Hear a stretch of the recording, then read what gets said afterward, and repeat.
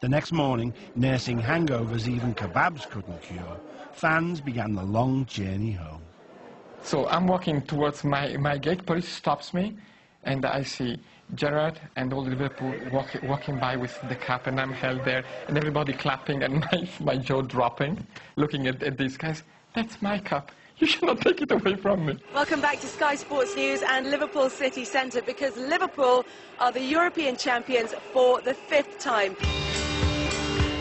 As the Reds returned home in triumph, the people of Liverpool were preparing to welcome back their heroes. It went from being just like a couple of hundred people to all of a sudden it was thousands and thousands and thousands. People like hanging out of windows, people up on the statues in the square. It was just unbelievable. You know how important is the club, and we are really proud for the players and the supporters. I feel we have the best supporters in the world. Yeah, you look at these people there, and it makes you want to be winning things for them. If you live in Liverpool or near Liverpool, you're not allowed to be indifferent to football. So if your team bring back the European Cup, well, you're going to go out on the street and you're going to watch them parade that cup, because that's for you. European Cup winners have always been my dad's mates, and they've always been my dad's age. And suddenly I saw the pictures of these boys. They just looked so young and so taken aback by the whole thing, and a lot of them looked really close to tears at times.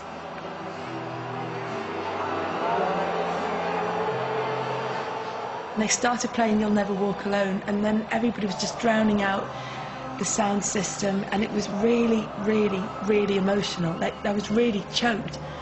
And I just said, oh, I think I was working then, and I just said, oh, well, I'll just let you listen to the music for a bit. And it's because I was thinking, I'm not going to be able to speak through this. I had a huge lump in my throat, and I was thinking, I can't cry, I can't cry.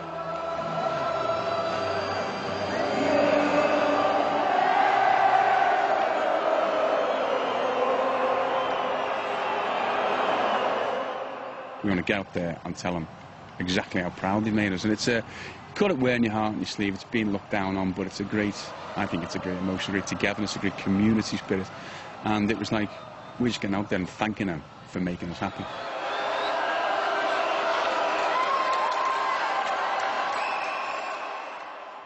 It is the best night and day of my life ever, bar none. It was just that brilliant. There are places a lot of people, they remind you of that game, of course, and it's hard to forget that particular game, of course, you know, when you lose a game like that. I was proud to be part of this team, and you know, lifting this cup, I said I never felt happiest in my life than that night. It was so emotional that you know, I know it can be better. I don't think, I've ever felt so bad, though. That's the biggest sports disappointment I ever had in all my life. I'm quite confident Liverpool will win the European Cup again in my lifetime, so I'll definitely not be leaving early.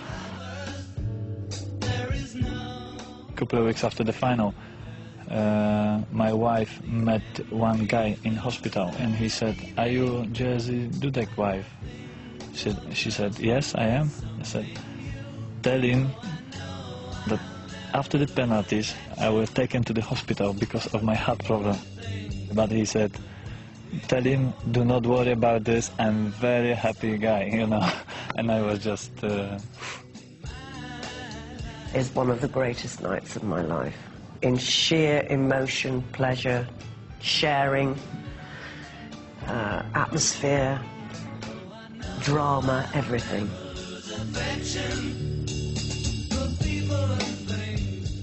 On the 25th of May 2005, Liverpool Football Club lifted the European Cup after achieving the most phenomenal comeback in football history. There will never be another night quite like it.